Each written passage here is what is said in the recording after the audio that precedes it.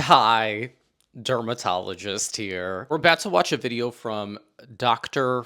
Mez. If you're not familiar with her work, she is a medical student who has developed kind of a vendetta against me because I made a single video correcting some of her misinformation. Her video basically insinuated that you can get acne from showering with your toilet lid open in the same room as you. She had an issue with this, so she made a homophobic post about me, which has now been deleted. I did go through a lot of her profile and basically highlighted the pseudoscience and misinformation there. She did write me an email trying to make nice. I never responded to it because she had already blocked me on social, so I thought things were over, but apparently she can't keep my name out her mouth. She here tries to prove some of the claims that she's made, not all of them that I've debunked. We're going to go through one by one and explore them. And Dr. Mez, I know that this is going to be sent to you, so there's like a really important message at the end that I hope you see. And the Jackson all in my house like I'm Joe K. This first article that she highlights is about a plume of aerosolized particles that come up when public toilets are flushed. Apparently, some of the concerns of the people doing this test were specifically E. coli, COVID, and C. diff. E. coli and C. diff can be fecal oral pathogens. COVID, we all know about. 2 points here. None of this has anything to do with acne. I think one thing that Dr. Mez fails to realize is that acne is not a bacterial infection. And the bacteria that plays a role in acne is one that is native to our skin. It's not an infection. Secondly, your specific claim was you shower with the toilet lid up, meaning the toilet is not being flushed, it's just there in the room with you. Again, I fail to see how this is relevant to your claim. Next, you show screenshots of a TikTok video from a doctor. I looked at his profile, can't find the original video, but he's saying, yes, some intestinal pathogens can be shot up into the air by flushing the toilet, not showering in the same room as it. Everybody wanna be demon till they get chipped by your throwaway. You then show a study talking about decreased antimicrobial peptides in people with eczema. Again, this has nothing to do with acne. They're specifically talking about Staphylococcus aureus infection. Staph bacteria live on us as well. Some people are colonized with them, and they can overgrow and also cause infections in people with skin conditions where they have altered immunity. So we already know that this is a component of eczema. Again, nothing to do with acne. Also, Staph aureus is not a cause of acne. So much of her content tries to become viral by scaring people off of things that are just like normal things that you have to do in your daily life. And I must say, again, airborne particles from flushing your toilet, not the same thing as showering with the toilet seat up in the same room as you, and also has nothing to do with acne.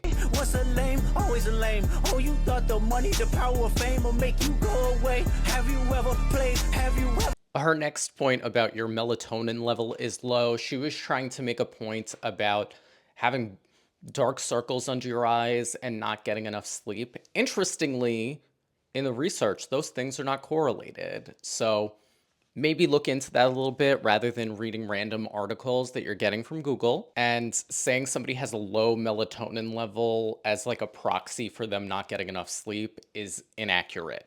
Okay, nigga, let's play. Have you ever walked your enemy down like what? Your nickel level is high. This isn't a thing. Now, people with allergic contact dermatitis to nickel can develop rashes all over their body from dietary nickel content. Among people with nickel allergy, having rashes from nickel content in the diet is very uncommon.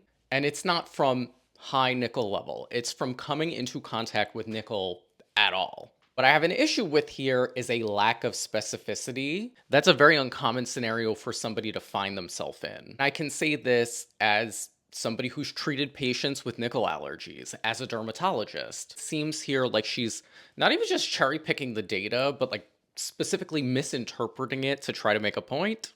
For the average person, you don't have to worry about nickel in your diet. Poker face, have you ever paid 500,000 like to an open case? Next up, we're talking about low zinc level. She has there a photo of Hailey Bieber. Hailey has come out and talked about the fact that she has periorificial, aka perioral dermatitis. This is something that's really common. I have firsthand knowledge of it because I have it myself. However, again, we're either misinterpreting the meaning of things or she doesn't get the difference between perioral dermatitis and a perioral rash. Zinc deficiency is very uncommon.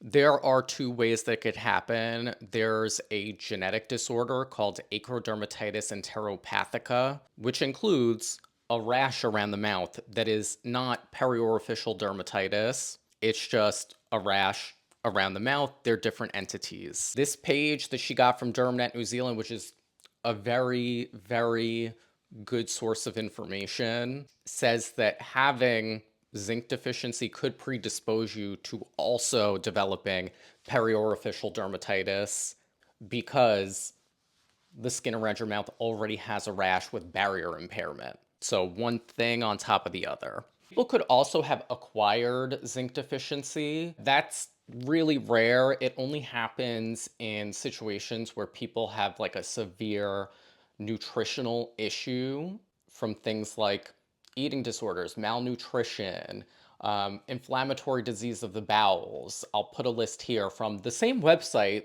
that she highlighted.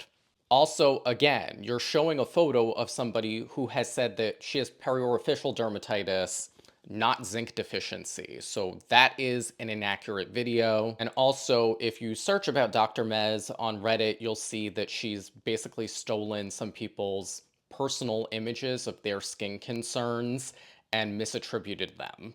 Well, I have, and I feel that both, but I came out. Sleeping in tampons, she suggested that sleeping in tampons will cause you to get toxic shock syndrome. I said here, sleeping is not the issue. It would be leaving them in for too long. It is fine to sleep in a tampon as long as you are following the instructions about when you need to take them out. There really was an issue years ago with a certain type of super absorbent tampon and developing TSS.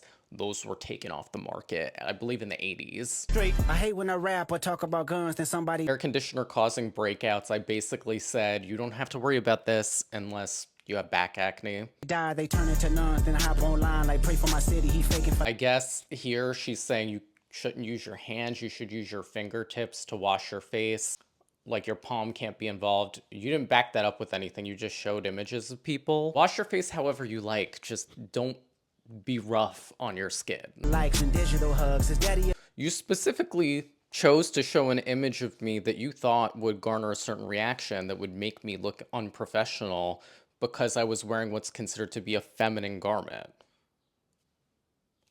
I mean, you deleted the video now, so you must have known you did something wrong. The killer, he wanna be Jimmy. They must have. Dear Sandra, your son got some habit. This accusation that I'm like anti-women, I think it's really anti-women to sort of prey on them by creating new insecurities when they're struggling with issues with their skin. Because let me tell you, if you actually look at science and data, we don't need to be scaring people about showering in the same room as an open toilet or having nickel in their diet when they don't have a nickel allergy.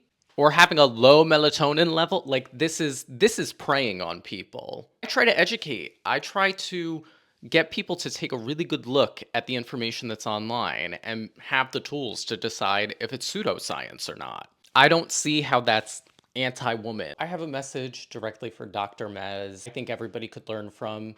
I have been in your shoes. I was in training before. I was a medical student and I was really eager to help people. However, you know, we need to know our limitations. When I got on social and started talking about skin, I already had a medical degree, did an internship in internal medicine, and had a year of dermatology residency under my belt. I was being supervised by one of my attendings, by one of my mentors, who was looking at everything that I did. In the early days of my residency, I was kind of like you a little bit. I got really annoyed when my attendings would try to correct me on something or would see things a little bit differently than me. It was hard for my ego, so I get it. But what I learned was they were trying to make me a better doctor. And when I found out, like, really how much work you need to do to be confident in speaking about so many of these topics, I really developed a respect from them. And I was just so grateful to be able to learn.